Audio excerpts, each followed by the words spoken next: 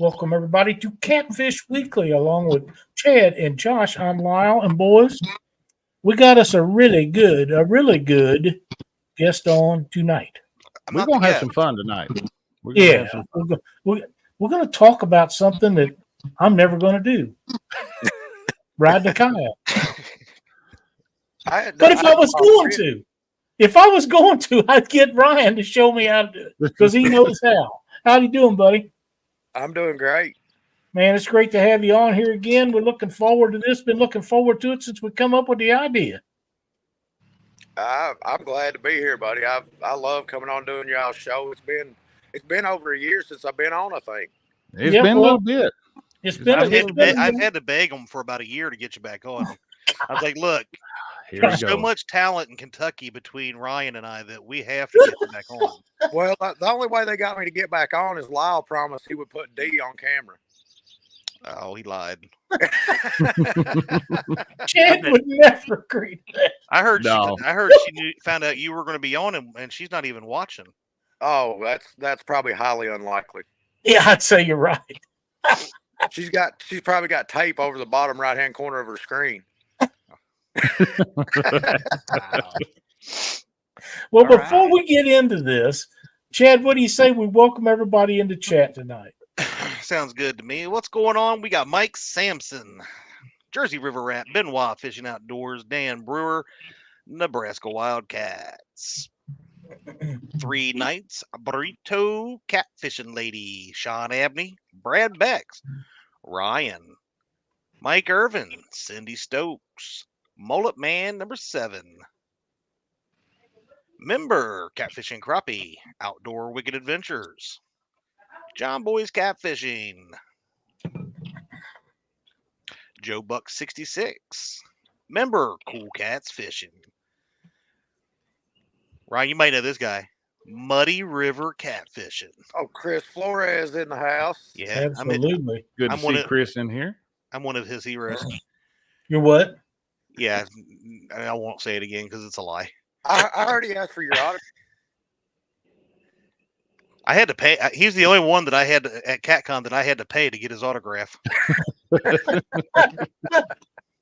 got Nubby's Catfishing, Urban Paid Tourist, Matt from Wanna Be Outdoors, Randy, Old Gray Hair Swain.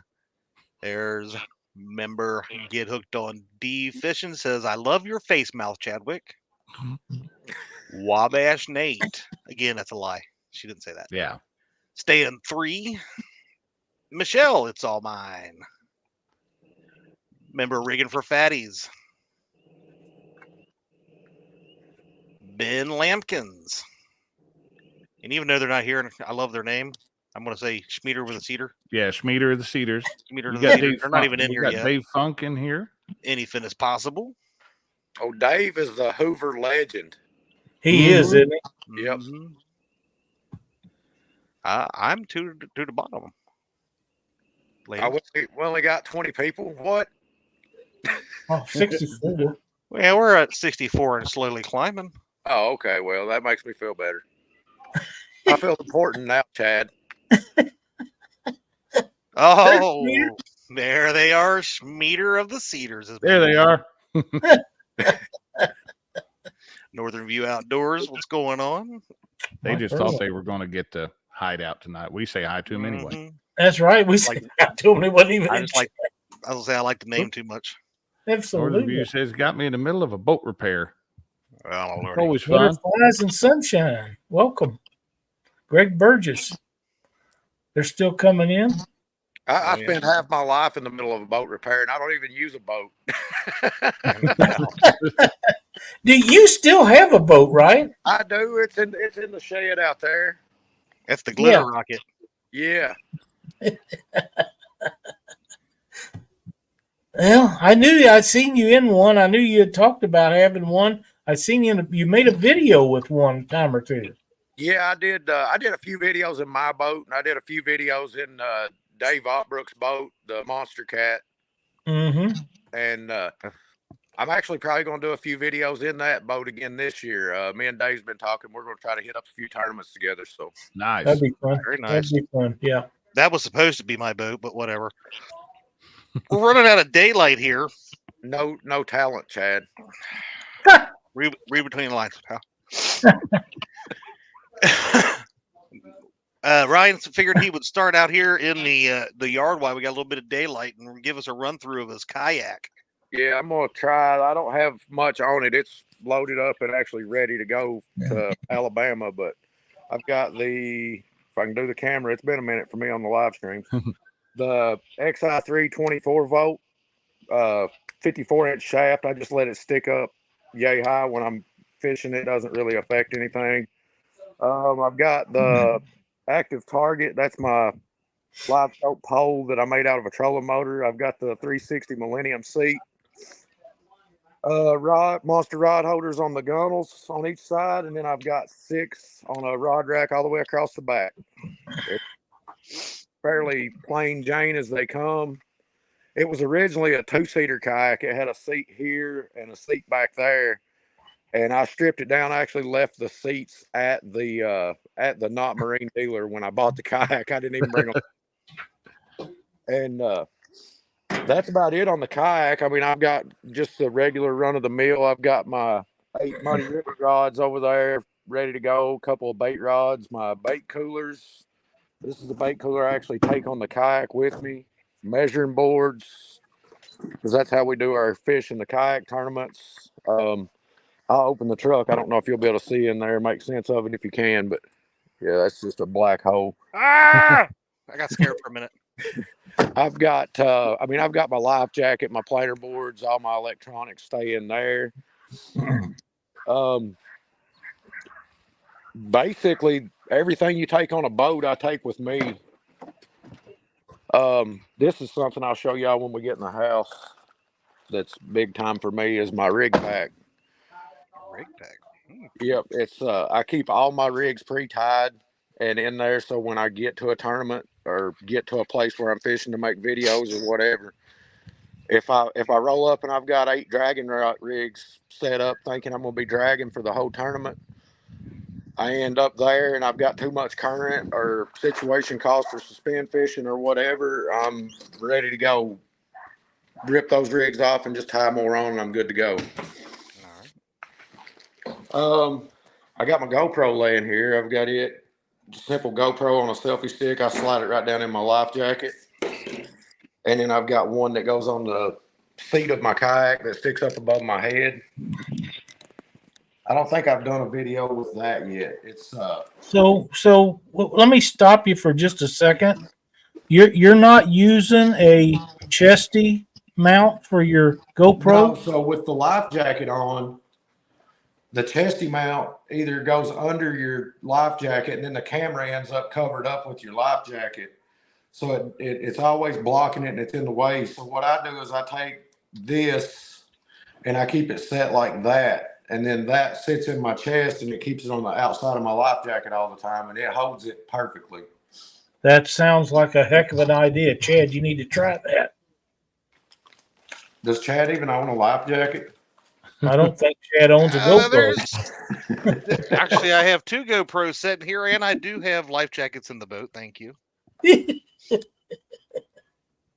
But that's my rig pack. So it's got dragging rigs with peg floats. That's right, Josh. All that is dragging rigs with peg floats, and then that's dragging rigs with demon dragons. You have all those, and that did not look that big. Holy. Well, I mean, I got big hands. And then that's actually kind of a trademark dragging rig that I did that I make. I'll actually show y'all one of them. Pull her out here. They're kind of a mess, but this is my double hook dragging rig. So you got your first hook, demon dragon type float. And this is an old one. It's still got knots. I actually crimp all my leaders now. And then you have this part, which is it's a 3-way swivel with a little short leader line going down to another hook. And then it comes off up here to your swivel where your actual dragon weight and your main line ties to. And I'm going to try to get away from the camera to show you all that. But how long you got there? 4 foot, 3 foot? that one's probably 3 altogether. You can see one hook is here at my fingers. Then the other one's there, and that pulls through the water like that.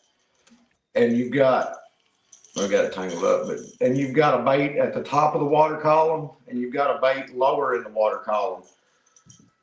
And I mainly use that like at Sandusky Bay, where it's a 3-rod limit, and you're limited on what you can use. So that doubles my baits that are in the water. And in my mind, it doubles my chances of catching a fish. So I've got 6 hooks in the water instead of 3. But that also gets hung up a lot. So if you don't have a real good slick muddy bottom or a rocky bottom where there's no log jams or anything or bushes, you can't use that. That's basically a mud flat only dragging rig. Okay. Pretty nice. I like nice that one. I think that'd come in handy a few spots that I fish. So I'll show you something I do here. I actually just did a video on this. I put out on the Tiki Tack and Facebook. And that is most of my dragging rigs are just like this. And the reason I do that, that's a slotted peg float. Mm-hmm. And if I decide to go suspend fishing and I'm set up for dragging, well, I just unclip my dragging weight off here, pop that off, and now I can suspend fish. Yep. And like where I'm going to Alabama this weekend, current's been up and down there. So I may or may not be able to drag out in the main channel. Well, if I get out there and can't drag, I just pop them peg floats off and pop my sinker off, and then I can suspend drift with it without untying and redoing 8 rigs. Yeah, I would. So you're running 8 rods out of your kayak? I can run 10, but it gets a little bit heavy. oh wow. Yeah, that'd be a lot, I think. I couldn't imagine trying to keep track of 10. Now, Ryan, kayaks, when you're running planer boards, how many planer boards you run off of it? I can pull 10, but I usually keep it down to 8. Holy crap. If I'm having a really slow day, I'll bump it on up and use all 10. But if I'm catching fish, sometimes I'll narrow it down, and I'll narrow it down all the way to 6. But normally I start with 8, and if I'm having a good day, I'll downsize to 6, just because if you're having a good day, 6 is gonna work you to death reeling in fish all day. So if you're having a bad day and the bite's slow and it's not real hot where it's washing baits out, I'll put all 10 of them out. Wow. And I mean, with 10, it's not that bad if you're not in an area where you're snagging up, and you're not in an area where you're getting a lot of bites and beating your baits off, or it's hot and you're having to change baits. It'll work you to death if you'll let it. But you just, like anything else, you read the water and what's happening that day. One thing I do want to learn this year is the suspend fishing in reverse with current, like Chris Souders does, where you're drifting backwards, but you're only half the speed of the current, and you're suspend fishing under planer boards. Yeah. Every time I've tried it, it's been the bottom is so up and down that you either are 10 feet off the bottom or you're dragging the bottom and snagging up. That seems like my luck. It takes a special place for that to work. You know, you got to have a good flat, level, steady bottom. Absolutely. That is a fact. It won't, like you say, it'll work you to death if it's not like that. Yeah, something's hung up all the time.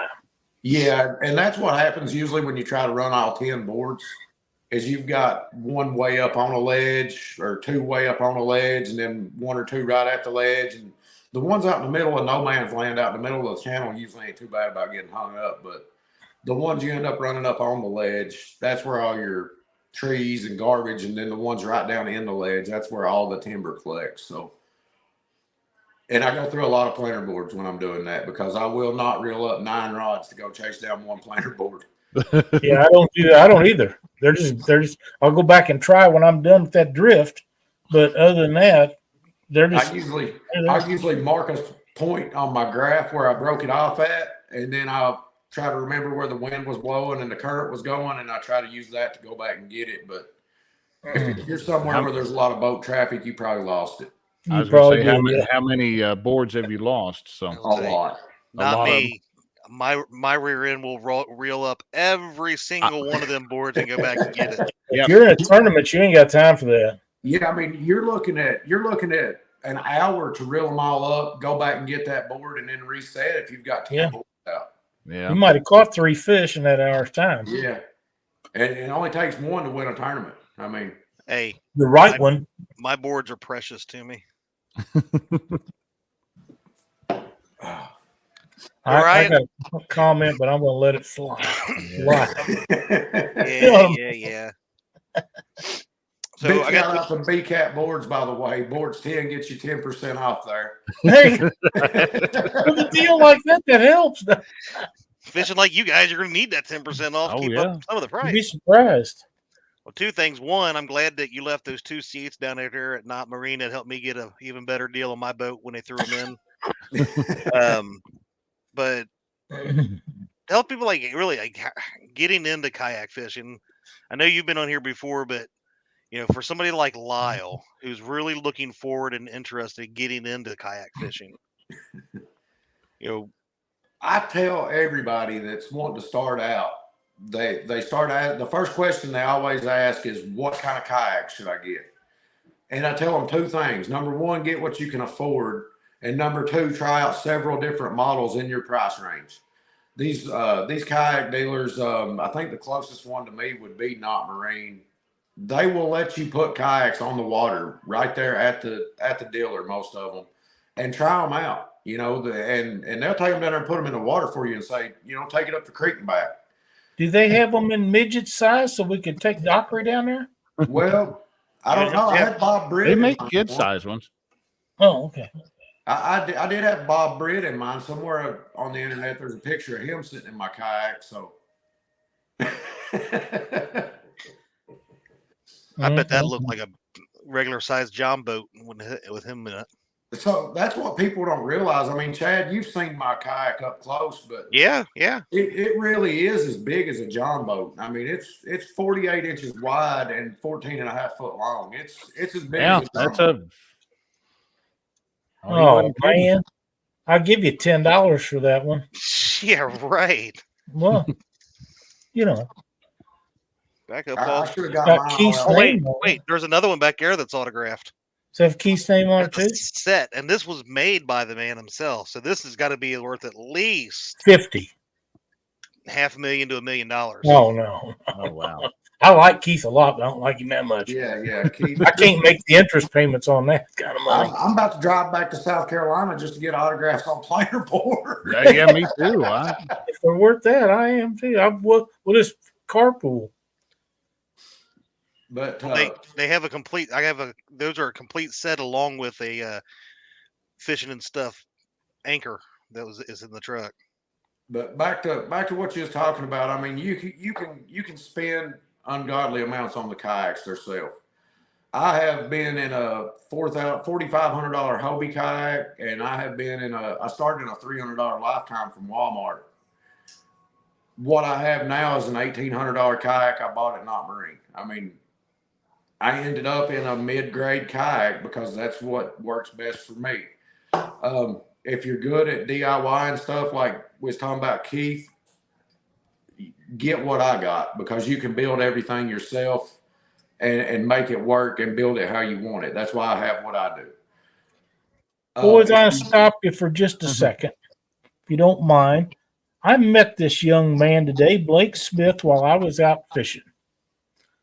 There was three young gentlemen and a little girl, high school age, driving age, and they was doing some fishing, and I offered him a jig to try to catch some fish with.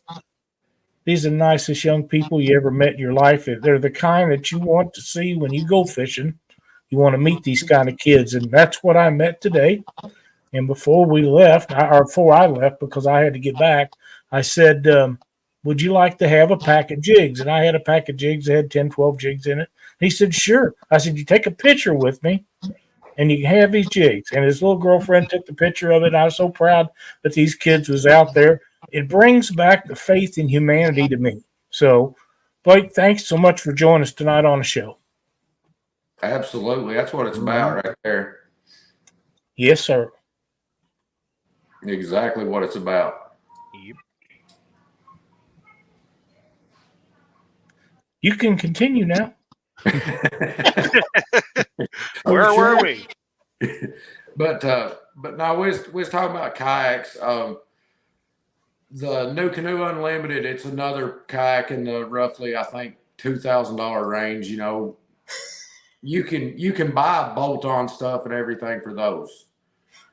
And even Chad, even you can go get that kayak and bolt stuff on it, and it's all plug and play and uses Have you wing seen nuts Chad and try to bolt stuff? And Chad's not a. I'd have the welder Well, I out. figured D would supervise, and he Well, doesn't D need would power take tools. care of it, but Chad's kind of mechanically declined. So He Yeah. didn't even pack the wheel bearings in his boat trailer. no, he just waits for him to go out.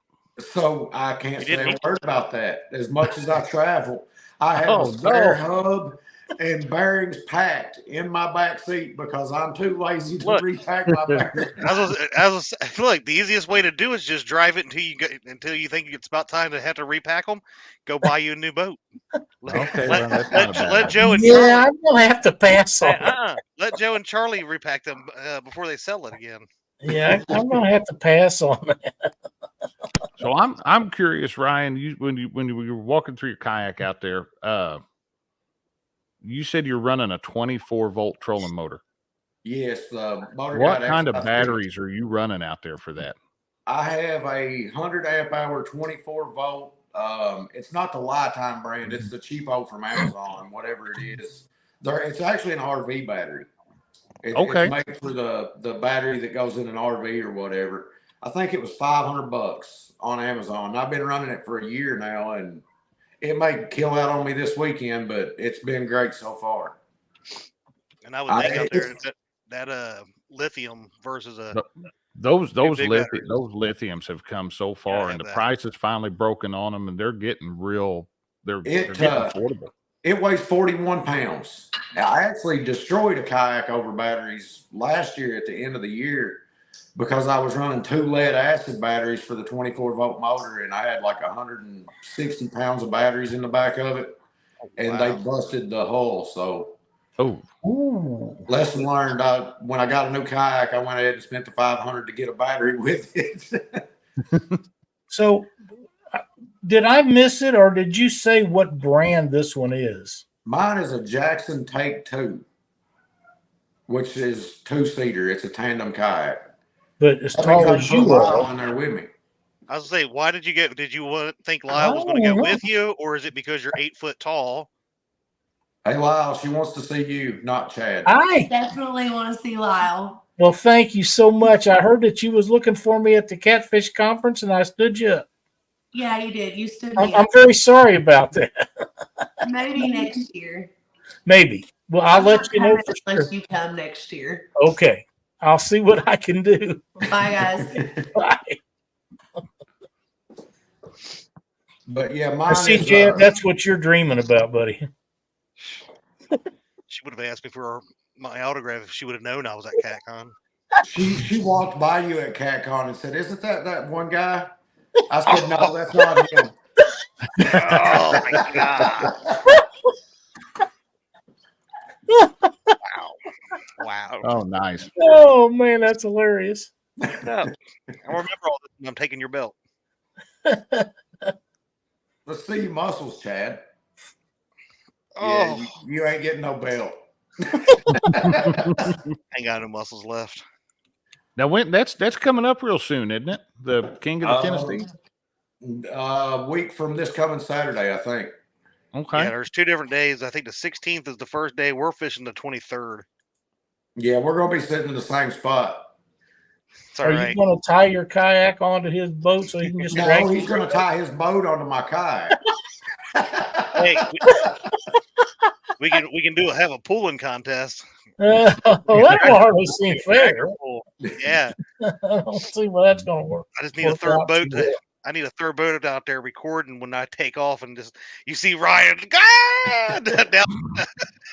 down at Tennessee River. He's a big boy, Chad. I'm not even going to pre-fish for that, Chad. I'm just showing up blind. So am I. There's a good question from Melissa out there at Outdoor Wicked Adventures. She said, tuning in late, what would Ryan recommend for someone completely new to kayaking? And must you have good balance for this sport? Absolutely not. I have the worst balance of anybody you'll ever meet. Oh, I don't know. Before you go into what you would recommend, like give people an idea too. Like you said, I've seen your kayak. A lot of people are probably thinking them, you go walk into Walmart back in their sporting goods and they got the little bitty, canoes that you're set down in on. We showed it at the beginning of the stream, but how long and wide is your kayaks? Mine is 48 inches, which is the widest kayak I've ever measured. That's 4 feet. Wow. 4 feet wide. Yep. And then it's 14.5 feet long. And you really don't need all that. The width is what makes it stable. Mm-hmm. But the length is what makes the weight capacity. So you don't realize how heavy your gear is until you start putting 8 rods on a rod rack on the kayak and they're 3 feet off the water. So you start getting that weight up and the center of gravity higher. Well, 8 fishing rods probably weighs what, 40 pounds? I mean, oh yeah. Yeah. So, I mean, you get a lot of weight up there, and then I've got a cast net, and I've got 2 batteries, and then I've got the trolling motor. That's another 50 pounds. I've got my bait cooler and all my tackle. I probably carry 50 pounds of lead with me when I go out. So you're throwing a cast net from a kayak? Yeah, I throw a 10-foot net. You do that. You stand up and do that. That was going to be my next question. Whether you you need to get somebody to videotape that because I've got it. It's on my YouTube and my TikTok both. Yeah, I was saying I've seen him do it. Send me a link. You got to send me a link. I got to see that. Yeah, I actually need to do a video about how I learned that. It's actually interesting. I took so when I first started catfishing, I didn't even know how to throw a cast net, and I bought me a cast net, ordered it off Amazon, and went out in the yard and started throwing it. And I was like, I'll never be able to throw this thing from a kayak. And I bought an 8-footer right off the get-go. I didn't start with a small one. I went full in, bought an 8-footer. So I decided that I'd take me a bucket and stand it up in the yard and stand on that bucket and throw that cast net. And when I could throw it without falling off the bucket every time, then I was good enough to try it from the kayak. And it worked. It translated perfectly. Wow. So that's not a bad idea. No, it's not. I have tried to stand up in my kayak, and I did it one time. No, I'm not. Now the cheaper brands like the Sun Dolphins and I started out in the Lifetime. Like I said, I could stand up on the Lifetime. I don't recommend doing it with your gear in there. Right. The Ascend 12Ts that Bass Pro sells and stuff like that. You can stand on them if you're good with balance and don't care to tip it over. But if you stand up long enough, you will tip it over. Yeah. and that's the big thing. Like my kayak, I can fish efficiently from the $300 kayak and catch fish, but I can't sit in it as long and be comfortable. I sit in my kayak just like Chad sits in his boat seat. It's you're sitting up high and you're comfortable. Mm-hmm. But I don't want to take away from what her question was either. So, as far as recommending completely new to the kayaking, I think you answered the rest of it. But I would recommend getting whatever kayak you can afford.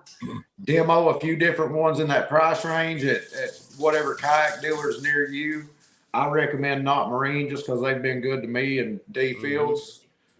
And just go there. They'll let you try them out. Most of the time, they either have a test pool set up right there in their shop. Either they have that or they have a creek or lake right by their place that they'll put them on for you. And try out several kayaks in your price range. Go buy you a couple of rods and learn how to suspend drift. That's the easiest thing to do. You don't have to worry about a trolling motor or any of that right off the get-go. Try it for a little while. If you start liking it, move up. But once you move up into what you want permanently. Don't move up and think, well, I'm going to get this one, then I'll get another one in a year. Just go ahead and if you've tried the cheap one and you like what's going on, go ahead and buy whichever one you want. Ryan, I think the last time we had you on here, you was doing repairs to the kayak you had at that time where you had some holes in it. Yeah, if that was the case, that's been a long time ago. My question about that is, how often do you have to repair them, or are the newer ones that much better than the older ones was? So that's something I disagree with in the kayak industry as a whole. They're just like any other companies, the auto manufacturers and boat manufacturers and everybody else. Their quality goes downhill and their price goes up. The older kayaks have much thicker plastic in them, and they're the same exact plastic. They're HDPE plastic, which is what a 5-gallon bucket's made out of. Wow. And but I mean, I've busted 2, and one of them was because it fell off the trailer and got against the tire. The second one was because I had the batteries in the back way too far, so I couldn't even repair it. But I've welded several for people because everybody's scared to death to try it. Like, the way I look at it, you've already got a kayak with a hole in it. It ain't no good. So if you make it worse, you didn't lose nothing. That's Right. exactly Yeah, right. you got a good point. And that's the tire one was the one that I remember because it had wore a big hole in it, and you would. It looked like a smiley face. It did, yeah. I busted that one on the way to the James River for a national championship tournament, and I was fishing against Green Machine Outdoors. I was staying with him. Actually, 2 stands. He was up there. Sam was just saying that was the James River trip. Yep. So. And but I called Dan and I said, "Hey man, my kayaks fell off the trailer and I busted a hole in it." He said, "Can you fix it?" And I was like, "Not easily, if I can at all."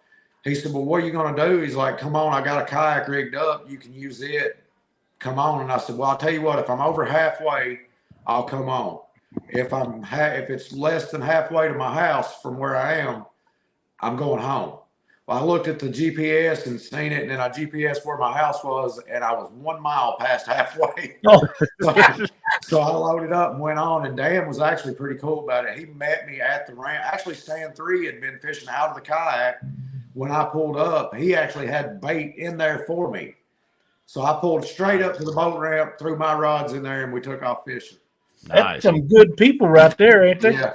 I was actually competing against Dan using Dan's kayak and staying in Dan's house while I was up there. Thank you, Chrissy. That's another thing that I've ran into in the kayak world and the boat world is when people decide that, hey, come fish with me, you can stay here, you know. A lot of my trips, I don't pay motel fees. I go stay with somebody. You know, I've got people offering me to go stay with them here and there. And it's the catfish industry in a whole has been that way for me. Hey, if you want to come down, I got a place to stay. I couldn't be more grateful for the people in the industry and the way they are. That's awesome, man. That is. Mm-hmm. There's some really, really good folks in this industry. There's some that's, right on the borderline. Then we got Chad. Yeah. Wow. That was mean. I'm mean to Chad, and I even have to say wow on that one. So he's got that Chad Feels money. Show him, Chad. I don't know what to show you. The Chad Feels money. I ain't got none of it. That's all D's. You guys are mistaken.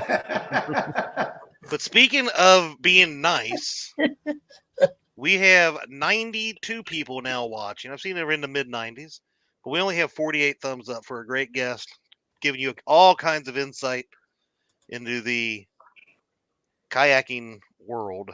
And we're not even halfway through the show here, and we got a lot to talk about because I've got some good questions coming up. Well, let's get on it. Thanks, Bill. Appreciate that. Oh, look, he's getting into warrior mode because he knows I'm about to talk about it.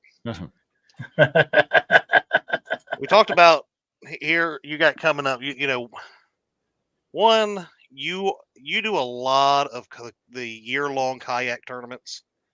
You are what, a 2-time champ now? 2-time national champ. Yep. Yep. Do you think, one, that Justin Johnson should just give you his channel because you've beaten him so many times? And two, do you think you're going to be able to amass a second win on the King of the Tennessee that's coming up, which technically you didn't win the first one last time, but I mean, I don't know if we want to fight it out right here or just do it on the water. That's up to you. Go ahead. So I don't think Justin should give me his channel. He did work hard to build that, but I think his subscribers should start paying attention to who's winning on the water. No, definitely. Yeah. But as far as the King of the Tennessee tournament goes, part of live YouTube fishing tournaments is you have to maintain phone signal and be live for the entire tournament. Mm-hmm. And I happen to know for sure where you were. You did not have any phone service because I tried to get you to come up there and let me feed you, and you didn't come because you couldn't get my message. And you're proving my point that you would have been there for food as we speak. So yes, as he eats him shrimp in front He's of him. eating shrimp. Yeah. So, well, to be fair, since I wasn't allowed in that tournament last time. See, that's not the story I got. I got the story. You can't believe anything that Daryl guy says. Well, it wasn't just Daryl. It was a whole group of people that if they're from the Tennessee River, look, we're Kentucky boys. We got to stick together. We can't believe everything that Tennessee say. Yeah, but you chickened out, so you're there for like a different level of Kentucky boy. Ooh, there's some other. Freddie's saying, yeah, but Ryan won the belt by stealing my spot. Just saying. Well, ask Freddie who was sitting there when he pulled up at the ramp. Oh, nobody wants to talk about who was there first that day. Oh, there we go. Yeah, Freddie, who did you steal it from first? So, Freddie, and you opened a can of worms you're going to regret. See, I had someone take me down there to that spot and show it to me, but we didn't have that great of a trip. Last year before last, as a matter of fact. Actually, it was the first time I fished the Tennessee River. That was the first time I ever went down to Chattanooga. So even though I may not have had cell phone service or been in the tournament, I still whooped everybody's tail, and it was my first time ever being on it. So shoot. I'm just saying. And actually, that should have actually never happened the way it did. I sat down there the day before and sore lipped 30-some fish by myself and had a buddy with me that caught just as many in that same spot. Shut up, Jody. So we truly never should have caught that many fish that day during the tournament. Jody's in chat acting like she was being nice to me. Well, sounds like she was. It sounds like she was. Again, you can't trust these Tennessee people when they start talking. I think she won the cook-off when I showed up. Do what, Ryan? I said Jody just got scared when I showed up. I did hear that she got scared when she found out you were going to be in it. Yeah. And she knew that I was the only, I mean, she didn't have any faith in her other fellow Tennesseans. She was like, I'm going to give this to the one angler that I know can do it. But unfortunately for her, I was tired. I just wanted to fish, and I let somebody else have it. So, and now look, if we would have been in it, we wouldn't have caught a fish all flipping day. I already know. That's how it works. Here's the thing about that tournament. I had to suspend drift for that tournament, and I hate suspend drifting with a passion. That is my least favorite way to work or to fish. It works me to death. Why does it work you to death? You've only got you got all your poles are right there compact. I mean, I caught 30-some fish while we were live that day, Chad. Oh, here we go. No, it didn't count. It really does work you to death to suspend drift like that in that area because it's so up and down. Mm-hmm. You're constantly on the graph and reeling up and dropping down because of that there. But yeah, I noticed that too. And then by up and down, there's holes that are, you could be like 30, 35 feet deep and all of a sudden hit a 100-foot hole. Yeah. And right back up out of it. Right. So and that's another thing. Like I wasn't even fishing the hole. Oh, I was know fishing you were the nowhere near it. secondary ledges. Yeah. Here's a good question Great from question. Benoit Fishing Outdoors. He said, Ryan, do you anchor up at all? And if so, what anchors do you use? I use never lost anchors, but to be honest with you, I hardly ever use an anchor anymore. It's all spot lock with the trolling motor. I do hard anchor if I'm trying to conserve battery for one of my, what do you call it, longevity trips, endurance fishing trips, where I'll go out and stay 20 hours. I will hard anchor if I'm somewhere like Tennessee River where I've got hard current or something. Now, I use, those are smaller kayak anchor, not an actual. Yeah, Daniel makes a kayak anchor. Okay. I think it's 7.5 pounds. But even at 7.5 pounds, if you're in 40 foot of water, that's a lot of work to pull up. So I don't like doing that either. I'll do all the work and the prep and the studying here at the house, but when I get on the water, I'm not trying to work hard. Well, especially if you're fishing like that, a 20-hour fishing trip, and that's. I tell everybody that's the biggest thing. I was one of the first to put a rod rack on a kayak, and I tell everybody the biggest benefit to that is you got a place to prop your feet up when you want to take a nap. Jody says that she had to teach you how to skipjack. It seems to me like I caught more skipjack that day, and she brought them out of my cooler. But well, you can raise your numbers if you got somebody's cooler. You can take them out of it. Yeah, it definitely her definitely was higher that day. But I think she was putting the ones I was catching in her cooler, and the ones she was catching in her cooler, and then the ones James was catching. I think he actually probably caught more than both of us. They all went in her cooler too. Funny how that works. Yeah. I couldn't figure it out. Wow. That's that Tennessee math. This one's mine and that one's mine and yours is mine. Yes. That's the other thing. Reason I ended up, I was like, I'm not going to do it because I had 3 or 4 of those Tennessee people promise, bait for all of us. Found out they stole, 3/4 of yours. Yeah. We didn't get anything. I mean, I caught all those fish basically with my looks. Oh my God! Wow. I mean, when you're that good, you're that good. But whew.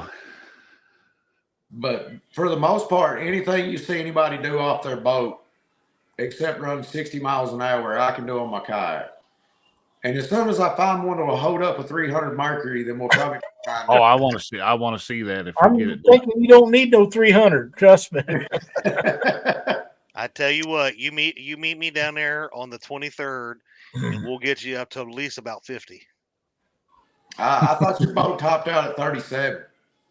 Not the new one. Oh, okay. I think we could make some awesome shorts and some awesome videos together. As long as you're riding the kayak and I'm driving the boat, we'll be all right. Oh, there you go. It depends on if you make me mad or not. That'll determine if I'm driving the boat or if D's driving the boat. Ooh. There you go. Dave Funk has a good question. He said, do you prefer rivers or lakes? So I cut my catfishing teeth on a lake here, but once I learned what moving water was, I'm telling you, there ain't nothing like it. It makes fishing 3 times easier. Yes, it does. It really does. When you hit a river with moving water, the fish go to certain areas, and it's really easy to predict what they're going to do. 100% correct. But I do still enjoy lakes. I enjoy, like Hoover, that's one of my favorite places to fish, but it's got a jinx on me for tournament day. I can go up there and smoke them pre-fishing for a week and can't not catch fish, and then on tournament day, I'll skunk till 2 o'clock. Yeah. Oh, Ted Ellenbecker is asking. He said, "Are kayak tournaments catch, measure, and release? If not, how do you live well fish?" So most of them we use the musky bumper bump boards, and it's off of inches. And we have an app, the Fishing Chaos app or Tourney X app, the same ones the bass guys use for their kayak tournaments. You put the fish on the board. It's got a bump stop on one end. You get a number before the tournament. The number has to be in the picture with the fish. When you submit it to the app, it's time stamped, GPS stamp, shows exactly where you were. only the tournament director can see that GPS stamp. So to know whether you were in boundaries or not. And that's, I mean, it takes all question out of when and where you got that fish, of any of it. So I almost did a channel cat tournament where we were allowed to stringer the fish up in Ohio at Grand Lake. And I have kicked myself ever since the day I went to that, because we did a kayak tournament alongside of a boat tournament up there. And they were going to let us kayak guys sign up. So I get up there and I'm like, all gung-ho to do it. And I got to thinking about it. And I was like, you know what? I'm already putting up $100 entry fee, and I've never been here in my life. I didn't even have bait when I showed up for the tournament. And I said, you know what? I'm not wasting another $100 entry fee for something I know I probably can't win. I mean, that was a tournament club. Them guys fish there every other weekend for a tournament. Yeah. Mm-hmm. I go out there and I had enough weight, 25% more than what whoever won the boat tournament had. I can't remember. It was like 35 or 40 pounds won the boat tournament, and I would have had like 60. I mean, I would have just blew them all away. And I kicked myself for not doing that. So if I ever get the opportunity again, I'll definitely be doing it. Dave Funk says the trick to Hoover is saying, here, fishy, fishy, fishy. Yeah, I did a video about that.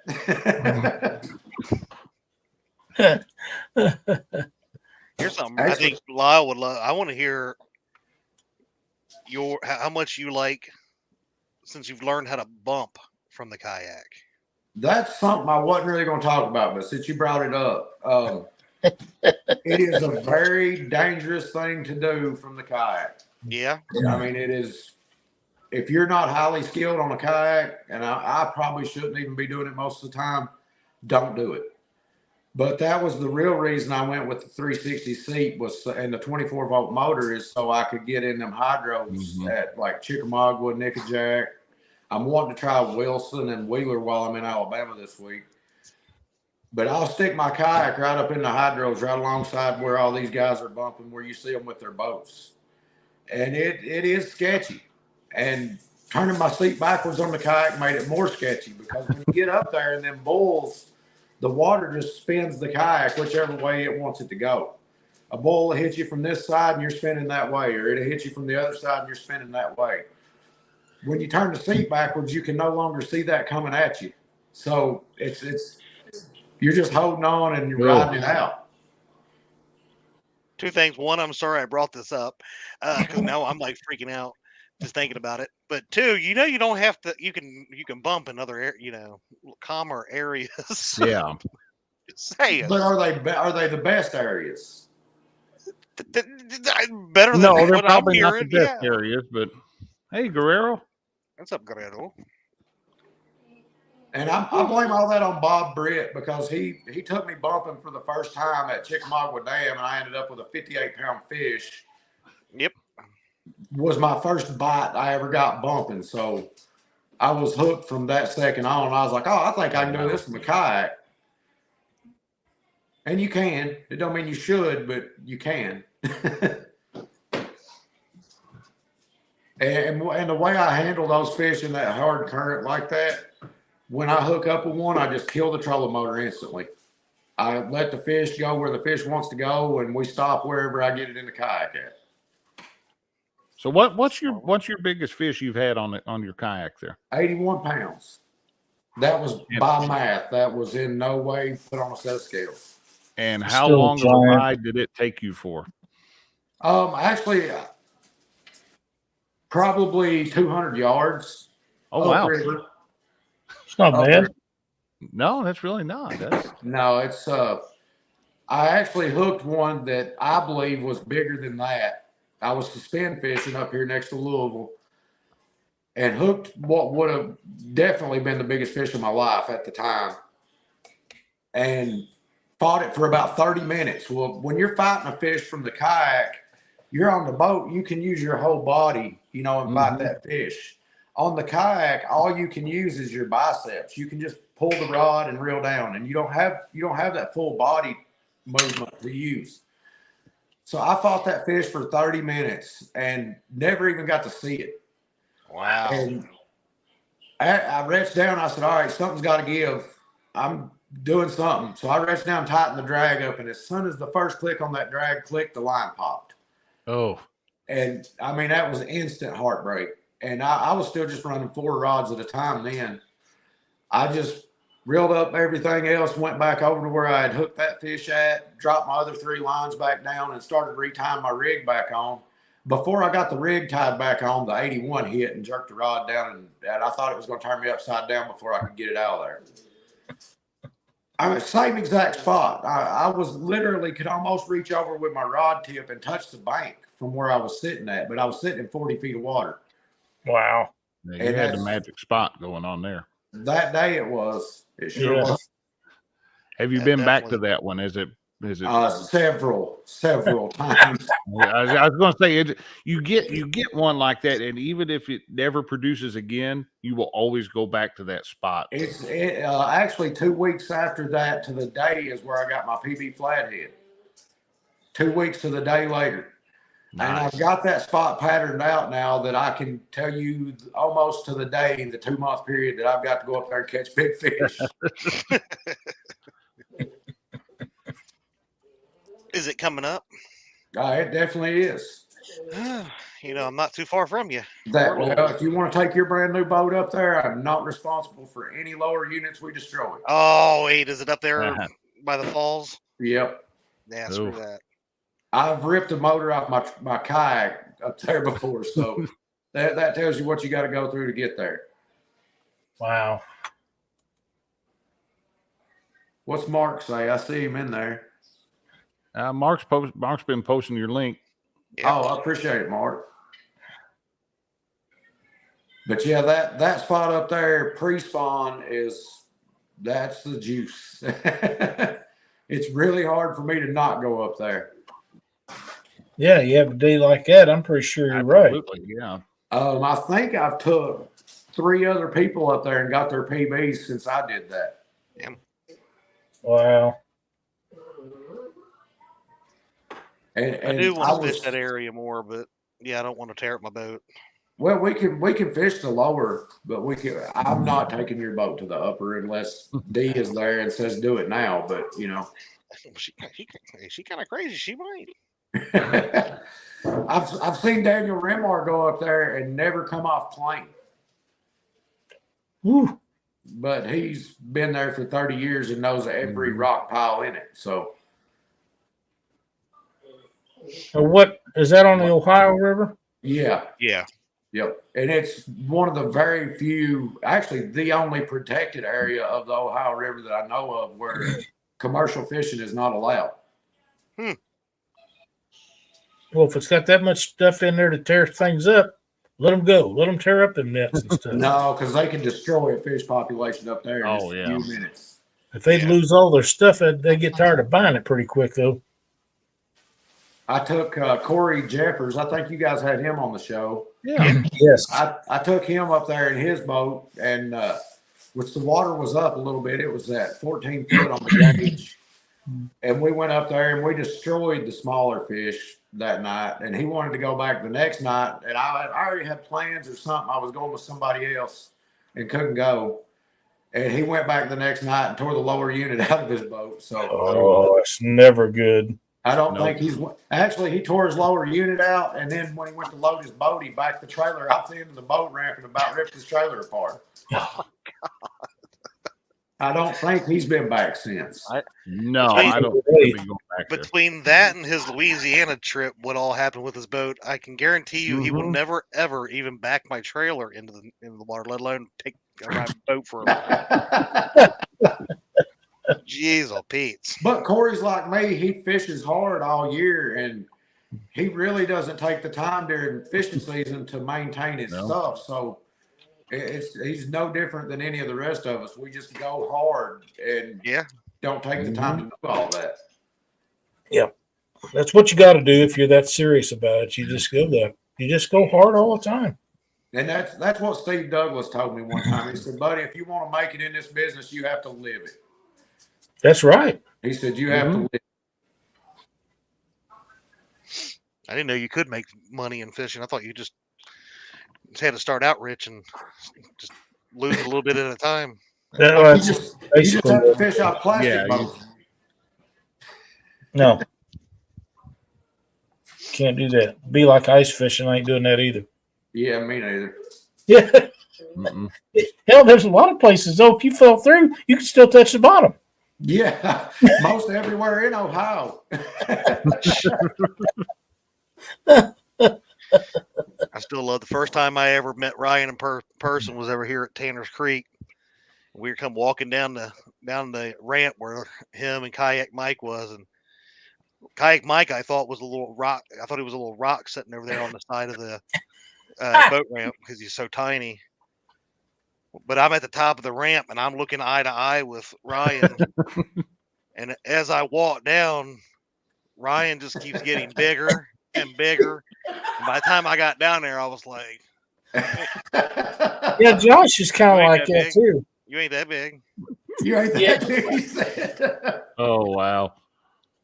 Yeah, and I had my head all swelled up that day because everybody else wouldn't fish the river, so they stayed in the creek. And I won that tournament. Me and Mike went out and fished and stayed side by side in the main current at Tanner's Creek in 4 Mile Island current. Whew. Before In I had a kayaks. motor. Yeah, before I had a motor. I had a pedal drive kayak then. So, is there an advantage to a pedal type, or is the advantage with the o-ring type? I mean, do you want to paddle or do you want to push a button all day? I want one that's got throttle control. I mean, I fished a long time and had a lot of success in tournaments fishing off of a paddle kayak that I just paddled with a paddle, and I wasn't dragging 10 boards, but I was still doing pretty much what I do now, on a smaller scale. And then I bought the Hobie because it was a pedal drive. And then right after that, old Joe Owens, he decided to sell me a saltwater. I think it was a Minn Kota, but it wasn't GPS, 55-pound thrust. And when I stuck that on that Hobie, I had wasted $4,500 on that kayak because the pedal drive laid in the back of it in case my battery went dead the entire time I had it after that. Wow. Hey, Chad, you was talking about how tall I am and how small Mike was on our live earlier. I pulled up this and said, "Hey, Mike, I have a seat for you at my table any day." Oh my God. Nice. Why have we not done that to Dockery? I do not know, but I think we should. I have That some needs to happen. photo editing incoming. I'm thinking that you probably got emojis on the way, Josh. Nah. Oh, probably. Yeah, I live off of them. Yeah, me too. Danny Stone says he took a kayak out on the Mississippi last year, pucker factor of 10. I'm actually. I was wondering if there was a Mississippi in your future. So, yeah, I will be on the Mississippi. I think it's October or November of this year. We have a tournament down in. It's just above. I can't say Los Doches or something. I can't say the name of it, but it's just above New Orleans where we're going. And, that's way down there. Yeah, it's way down there. And actually, it's really close to where Corey caught that 114 at, is where we'll be. And a lot of the guys said, oh, well, I'm not going on the Mississippi. So Mike opened it up. You can fish Lake Pontchartrain. You can fish anywhere in about 100-mile square there. There's all kinds of bayous and back creeks and swampland. And I'll be down there and get eaten by an alligator. You're going to go down there and you're going to get a gator that thinks that you're a female gator. Well, that's not the only one we have this year where there's gators. We got Willard on it. They have gators there. And Sandy Cooper, they have gators there. So I would like nothing more than to hook one of them and reel it in at least. Oh my God, what's wrong with you? Have you guys seen where Justin does his shark fishing trips down in the Keys? Yeah. I'm so jealous over that. That has been a lifelong That day goal. he got pulled out into the middle of the ocean, and yeah, so far that he lost service. yeah. I was like, oh my God. Keith says you better win the Golden Whisker next year. He's been voting for you for 2 or 3 years. He's getting sick of it. So, well, if everybody that voted for me over the last 3 years voted for me next year all together, I might have a chance at beating Justin. there we go. It's hard for a 2,000 subscriber channel, 1,500, whatever I'm at now, to keep up with a 160 or 180, wherever he is now. Yeah. It really is. Hey, you go down there and you hook you in one of them gators, and you take make a thumbnail with you holding you up and just did my buddy. or you switch from the kayak to him, and you're like, my new kayak, you know. Say something about something's wrong with his medulla oblongata.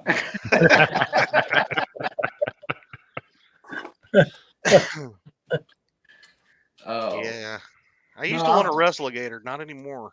I want to catch a sturgeon out of a kayak and a shark. Is probably two of my big bucket list things, and my bodies of water I want to hit are the Missouri and the Mississippi, and I should be able to make both of those happen this year. If you get that close to me and you get on that Missouri, you be sure and let me know. Oh yeah, you're gonna be my standby guy. Stand by for what? If I call, come get me. Oh, okay. Yeah, that'd be fine. That's another safety thing that I probably should have covered in this is when you're going kayaking, if you're going by yourself, I have the Apple Share thing or whatever with the wife where I share location with her all the time. And I actually have a couple of buddies that don't even really kayak fish anymore that I share location with that know all my little cubby holes and spots and places I like to go where nobody would ever find me. Well, you know, you got a friend right here that's less than 2 hours away from you. If you ever need anything, just send me your locations, and then I'll make sure that I keep an eye on it on the fish on you, wherever you need. You know, I don't know what part of Mississippi or the Missouri you're planning on fishing, but I'll try to make myself available when you come over here because not only would I like to meet you, you know, I can go out and fish while you're fishing, and that way, if something would happen, because the Missouri is pretty, it bears some watching. And the way I would have to do a place like that where the current's so fast is all you can do is put in at this point and fish your way down to another point and then get a ride back up to your truck. Yeah, that's right. I could never put in there and then go back up to my truck or put in and go up and fish back. Oh, no, you're not fighting that. No, you know, it's of course, we don't know what the weather's going to be like or how much rain and stuff we're going to get throughout the year. Last year, it was probably as least amount of current in the Missouri River as I've ever seen in my entire life because the water level was so low. Yeah. But, you know, what's the odds of that happening 2 years in a row? Yeah. But I've actually got a buddy I'm going to link up with this year and do some stuff like that. So we'll see where that goes. Yeah, that'd be great. You're just coming to fish, or? Buddy, I plan these road trips out by the minute. This weekend, I didn't know where I was going, and I knew I was going to Pickwick. I knew I was going to the dam to try to get bait, and that was it. I sat down last night and picked out 6 spots on Navionics, and I've got 3 different places I can stay. So depending on where I'm at that night is probably where I'm going to crash that night when I get there. Very nice. But I'm looking at doing some river camping and stuff this year too. So if y'all like the camping that'd be cool. Videos, I'll be doing some of them. And I'm actually going to video this year. I've actually got my GoPro ready to go. Me too. Like I said earlier, I don't think Chad has one. Not sure. Oh my God, they're right here. Yeah. Okay, I have. Well, one of them's right here. All right. But no mount. There's no mount. Well, this is one of them magnet ones, but I don't have anything to put it on the boat. Put it on the front of your head. Boat's all aluminum, so it doesn't. I was getting ready to say a magnetic camera and aluminum boat. The little glue-on GoPro clips, actually, the self-adhesive stick things that come with them, they actually stick really well. Doc Lang always told me that those suction cup ones he loved them. He had one. He said, no matter how fast you go, it ain't going anywhere. I've got one of the GoPro brand suction cup ones. Yeah, it doesn't go anywhere. That's what he said. He said it worked really well. I put mine on painter poles and stuff, and of course I've got permanent mounts in the boat, but painter's poles work really good. They're so adjustable. I bought $100 and some ram mount pole for mine and ended up drilling a hole in the bottom of the mount and screwing it to the back of my Millennium seat so it sticks up here behind me. Hey, whatever you got to do, you know. I could have done the same thing with a piece of steel pipe with a PCV to the end of it. I had good intentions when I bought it, though. Like I say, whatever it takes, man. Danny Stone says that we should do another meet and greet on the Mississippi, and Ryan can come to that. Yeah, that's a good idea. I didn't get invited to the last one, so I'm not going. We're gonna do one on Crab Orchard sometime this year and go after those big channel cats. So that'd be a lot of fun. Where are you going to in Crab Orchard? Crab Orchard Lake in Illinois. Oh, okay. I thought you was talking about Crab Orchard, Kentucky. I'm like, I knew you was close, but no, we're looking at Crab Orchard Lake down here in the southern part of Illinois. So Danny's been wanting to come over and get on some of the big channel cats. My PB channel cat come out of that lake. Okay. Rero. There is a gentleman that's right down the road from me. I used to fish at tournaments against a guy from Iowa, and that's the only place that he finished was right there at the confluence, and he was almost always in the money and won a lot of tournaments fishing right there in the confluence. So what makes me nervous about that is the barge traffic they have up there. It's that barge traffic right in that area right there is nuts from what I understand. It can be. Yeah, it can be. It really bears some watching, especially at night. That's actually the closest call I ever had on the kayak. I was fishing up at up below Louisville there, and where you put in at there at New Albany, there's a bridge, and the boat ramp is literally right directly under the bridge. So when I was going back downriver, I had to go downriver and then cut back across, and I was right below a dam right at the end of the lock. So barges are always going through. So I knew to stay over there until I knew it was clear and I could cut across. Well, I looked downriver and went to cut across, and I saw the red and the green light, but I thought it was the red and the green light on the bridge. No, it was a barge coming up river that didn't have his spotlight on yet. And when I cut across, he hit that spotlight right when I was dead in the middle of the river, and he was about 200 yards below me. Oh, my. And you ain't never seen somebody try to get out of a kayak that fast. I was doing everything I could to get out of the way of that thing.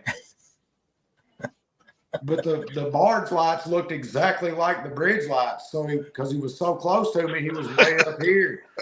And my mistake, exactly like them lights on that bridge. I said, I'll never make that mistake again. Yeah, barges are. You can't mess with them. You just can't. You can't. They can't stop. You know, they can't stop. And the barge captain probably couldn't even see me. I was probably not. No, but now. Now you have to have the same lights on your kayak as we do on regular boats, right? Well, have to and supposed to, yeah. But I'm still, actually in the state of Kentucky, all I'm required to have as a kayak is a single 360 light on the back. So basically what your rear running light is. Okay. Now, once you put a motor on it, you're supposed to add the red and green lights to it. I'm thinking that I would want everything I could get on one because they're so small and so slow compared to everything else. Mm-hmm. I have the context light, so if you can't see me, you don't need to be on the water. Probably. Yeah, you're not wrong. They're supposed to be pretty good. Yeah. But any of these LED lights work good now. If these LEDs LEDs red and greens on the front of it, they would be drowned out by the big light up above. You wouldn't even be able to see them for it anyway. Well, nobody wants to see anybody get hurt. That's for sure.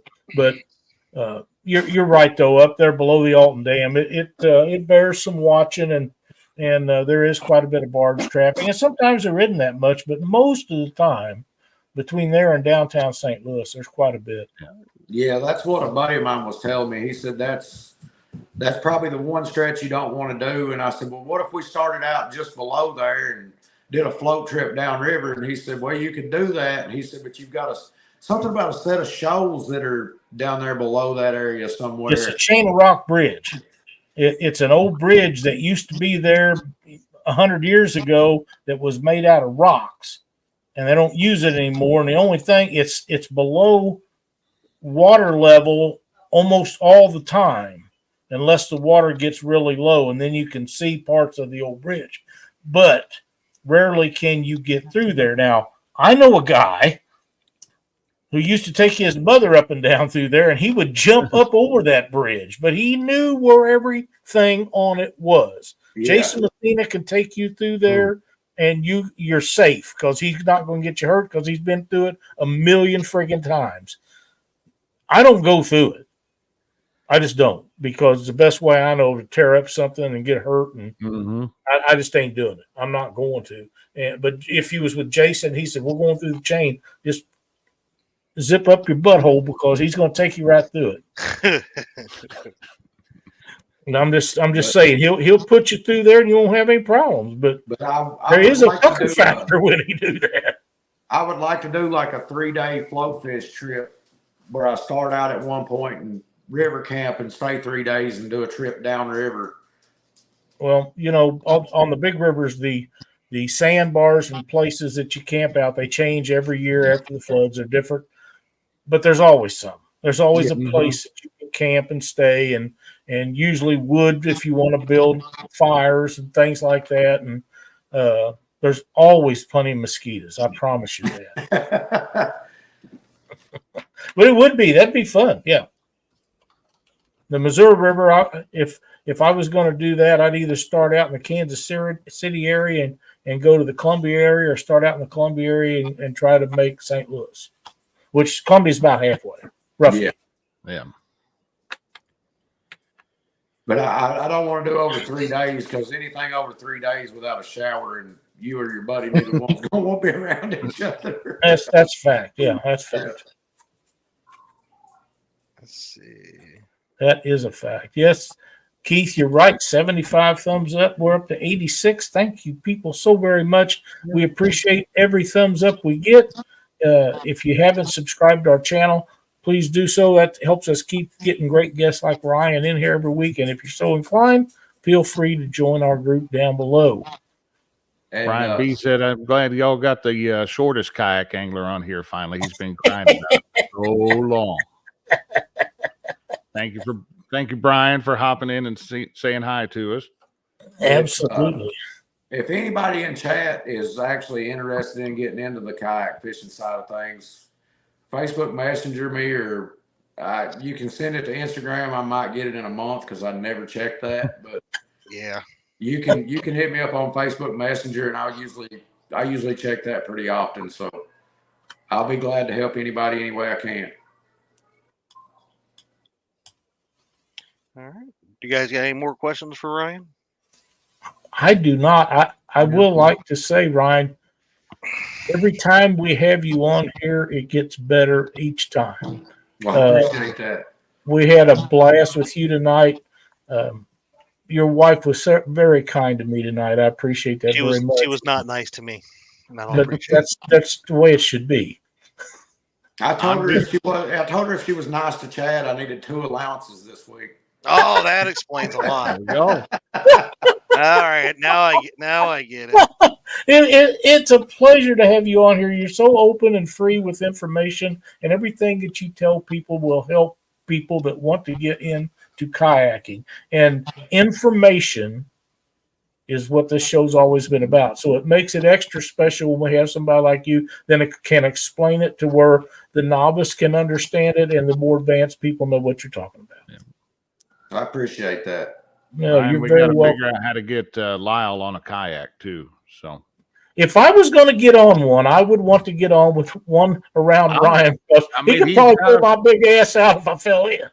Yeah. I tell everybody, if you turn mine over, you've done something, because you'll fall off of it way before you flip it upside down. I had no idea it was 4 foot wide. Yep. No idea. Because I'll tell you something. You guys talk about these kayaks and things. I actually looked into what they call them mini pontoons. Yeah. Yeah. For the reason of you can't turn it over. Yeah. You know, and it would go places like a kayak would. They don't require hardly any water. Challenge accepted. Mm-hmm. Talking about But, you know, top heavy, I can be Did not know that they made kayaks that was 4 foot wide. Yeah, I had no idea. I can't wait to see it. How much is that kayak weigh? I would say bare bones, probably 75 pounds, just the plastic. I would say with my seat, my motor, and rod rack, and tackle boxes, and all that without me, all my gear without me, it's probably pushing the 500-pound weight limit. Oh, wow. Actually, I think it's 6. I'm allowed 6 on that one. Yeah, there ain't no picking that up, throwing it in the back of a truck. Well, I used to. I would strip it all down and put it in the bed of the truck, and then put all the stuff in there, and once I learned how to trailer it, that stopped. Yeah. I remember Rob Chance made a trailer to carry 2 of them. Him and Jerry Parker took them to Mendota. Him and Parker come up to Mendota with those. I have one done the same way. That I actually bought it and set it up that way to travel to our tournaments together with people. But part of the thing I like about kayak tournaments is it's all on me. You know, if I go to a boat tournament and fish with Chad, me and Chad have to agree on what we're going to do that day. It's a 50-50 deal. But if I'm out there on the kayak, it's all about me and my decision, what I want to do. Yeah. And to me, that truly expresses the angler that's on it that much more.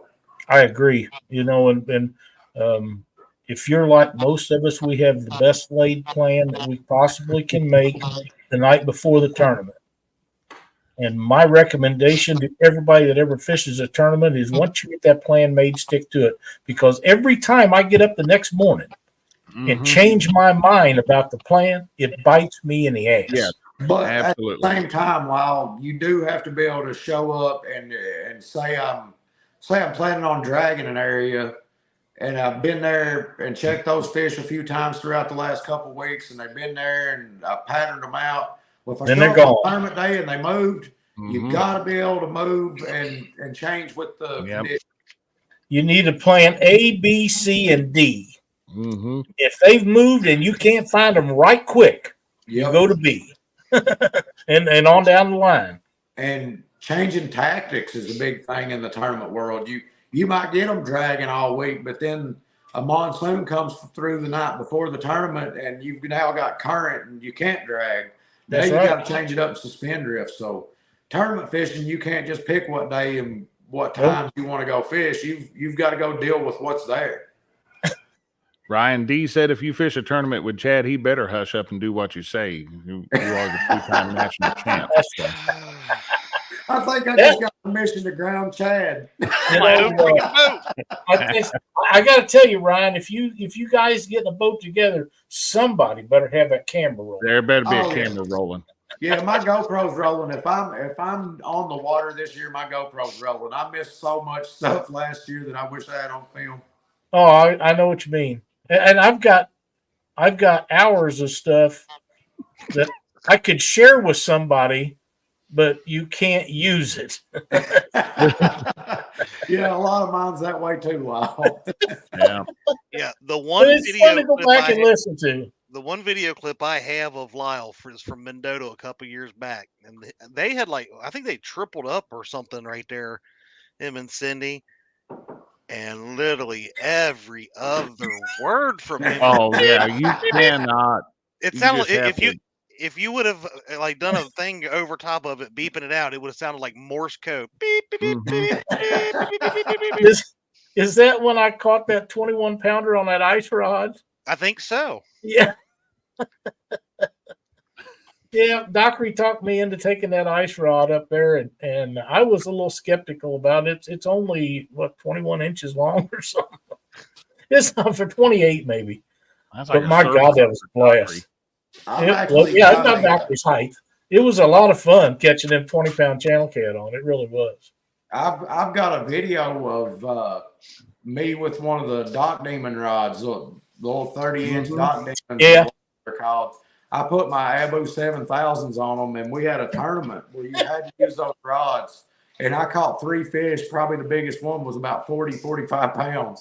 Oh, wow. Those little rods, you could tie them in a knot, and they wouldn't break. Wow. They used to have tournaments about once a year around our area where you had to use a Snoopy pole or something like that. You could actually change the reel on them. Yeah. But you had to use them rods. And of course, that's the same, just basically the same thing an ice rod is. Right. And I'm convinced now, after catching that 21-pound channel, because there ain't nothing you can't catch on them rods if you got the patience to do it. I was pulling planer boards with mine. Oh my God. Well, man, if you come over, you got to get a hold of me. I'd like to get together. We'll have dinner and fish together or do something and have a good time. That'd just be a blast. There's always good eating involved whenever Lyle's involved there. So. Well, yeah. I just got strict instructions that if I come out there and meet you, I have to bring the wife. So that's perfect. That's perfect.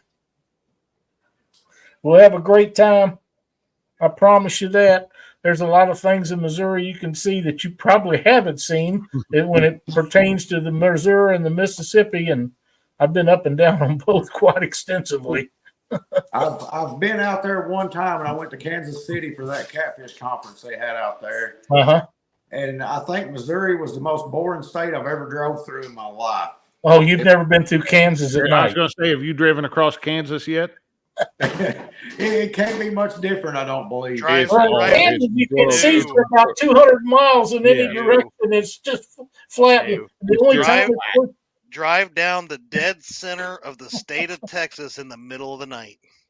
The only thing about Kansas is in the fall of the year, the spring, when they start burning them big old fields, you can see fire burning for as far as the eye can see.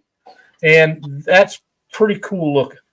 Well, but I mean, in the middle of Texas, you can see nothing but dark for 2 to 3 hours at a flipping time. And you wonder if life even exists anymore. But if the wind blows, there's a sandstorm on you instantly. Yeah. I promise you. And it's scary whenever the only song that comes on and plays on the local stations before Sirius XM radio was available was the Jeepers Creepers song. Yeah, that'd be a little. Yeah, I wouldn't like that. A little bit much. He knows what I'm talking about. I see Daryl has made it in. Yep, Daryl's come in here. Daryl who? Who's Daryl? Oh, Daryl Loser. Oh, second place, Daryl. Okay. Second place. Well, he's gonna have to be at least third place because Kentucky's gonna have to take at least first and second in this. Oh man! So, but before we leave, and I know we're trying to get out of here. What you guys want to elaborate a little bit on this tournament you've been alluding to all night? Go ahead. Show my belt.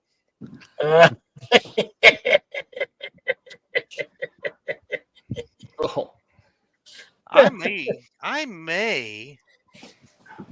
Oh, lose my hat. I might even have to fish. There we go. Let's get this solo layout. Ooh, doggies. Now, Chad, how come you don't have one of them? Because I decided not to fish on the live, and I let him win it. But I may have to break out. I might have to break out the hat. It's already tearing up. Chad, you put that on, you're going to look like Jerry Lawler. I think I won't. Right now. Oh, the Joker. My little girl likes to play dress up too, Chad. Maybe you guys can hang out.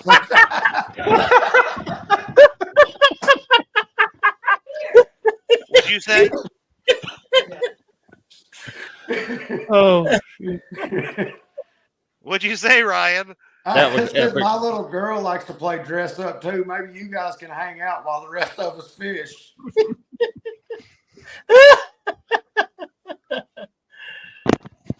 Josh, do we have a bragging board We tonight? do have a bragging board. Let's do Danny that Stone right quick.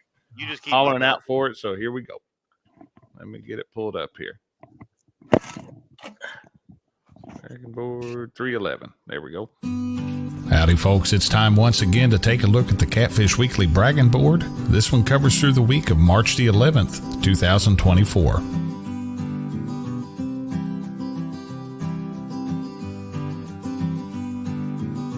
Leading us off this week, we have Jeremy from Outdoor Wicked Adventures. Jeremy sent in this picture of this awesome looking leucistic blue catfish, almost looks like an albino, and his friend Mark's new 55-pound personal best blue catfish. Thank you for sending in the photos, Jeremy. Ben from Angler's Itch Outdoors sent this picture in of Miss Aaliyah. She caught herself a nice 6-pound channel catfish right here at Wren Lake in southern Illinois. Thank you for sending in those photos, Ben.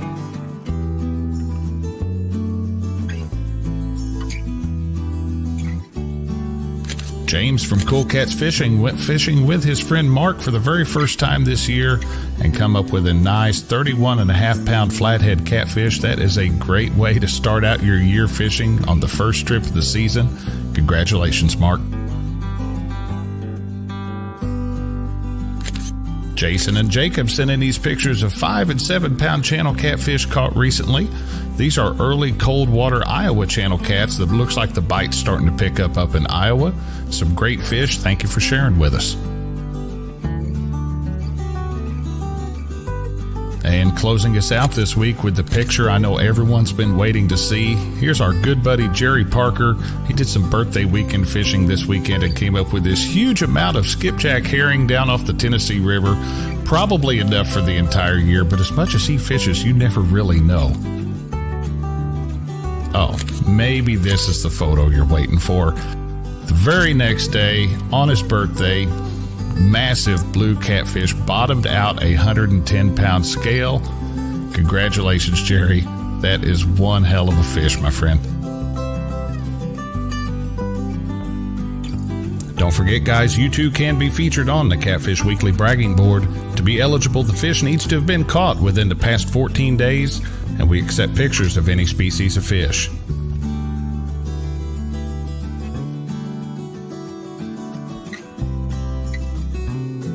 To get yourself or a friend on the bragging board, all you need to do is email your fish photo to pics@theweekendangler.com. Send us the information shown on your screen, and we'll get it on the board for you. Thank you all for watching. Have a great week. Man, that was a great bragging board, Josh. We had some good fish this week. That was some Parker's awesome killing freaking it, isn't fish right there, buddy. It's so good to see Jerry do so well. He catches a lot of fish, but Jerry fishes a lot. He earns them big fish like that. He puts his time in, and he's rewarded for it. He got that on his birthday to boot, didn't he? Yeah, he did. Yep. Yeah, he called me the other morning. And he's like, "You are never going to believe what I just caught." He started telling me, I'm like, "Yeah, you guys send me pictures." So absolutely, yeah, absolutely. You know, and the bragging board's up and down depending on who's out fishing and where they're fishing and whether they're fishing or biting. But if you guys catch them fish, they don't have to be catfish. It doesn't matter what they are. Yeah. I sent Josh a picture today of a smallmouth bass that I caught testing out jigs and flies. So send them in. We'll put you on the bragging board. He does a great job with that, and it's a lot of fun for everybody to see the fish. Well, there was a lot of nice new faces on that as well this week. So. And you know, that was when I was putting that one together today, and Ben from over at Angler's Itch Fishing, he I never realized he was local. I had to go look him up. I'm like, well, you're fishing Wren Lake. That's just right up the road from me. So I went over and checked his channel out. He's got some awesome videos. Subscribe to him and maybe get to fish with him for too long. So yeah, I hope you do. Hope you do. It's been a fun show tonight. Ryan, thanks again for joining us. We'd love to have you back sometime if you care to join us again. You catch a fish like Jerry did. I want to be the first one that gets heavy one. Because let's If I face get it, a fish like Jerry did, the world will know it because they'll hear me hollering about it all over the country. I'll talk about Yeah. big freaking fish, man. that is a giant, A man. massive freaking fish. Yeah, it really is. I mean, he had Okay, one of anybody the got toughest anything freaking else? times lifting it. What's that? I said Jerry had one of the toughest freaking times ever lifting it off the ground. So Well, I'm sure he did. I mean, I know he's older now at the age of 50. Yeah. But 50. I know he's old. I remember 50. It's been a 1850. while. Yeah, Okay. maybe. Don't you guys forget tomorrow night or Wednesday night to tune in to Mark and I will be doing Panfish Nation on Thursday. Chad and Brian Negative. B and Freddie. Pardon me. Yeah. We will not be having a show this week. You're not having a show this week. We will not be having a show this week. Daryl and a few others have put together a big raffle thing that's going on to Well, help tell us about that then. to help support a family that has went through a sudden just crazy thing that happened. Big fishing with Big Mike, his wife. She was at CatCon with us. Wasn't feeling too well. Came back, went to the doctor. Apparently, she had a clot in her lower leg that killed Ooh. her foot, and they had to amputate it. Oh, So, wow. Hmm. They're trying to help. Community does what the community does. Come together Yeah. and try to raise some money and help them out because I can't imagine what they're going through with that right now. Oh, So no. it'd go be over. It's going to be on the giveaway. The raffle is going to be on 2 stands fishing on Thursday. But Daryl is the one organizing and doing all that. So even though I'm going to beat him really, really bad on the 23rd, I want to make sure he gets a shout out for something he does do well, and that's help people in need.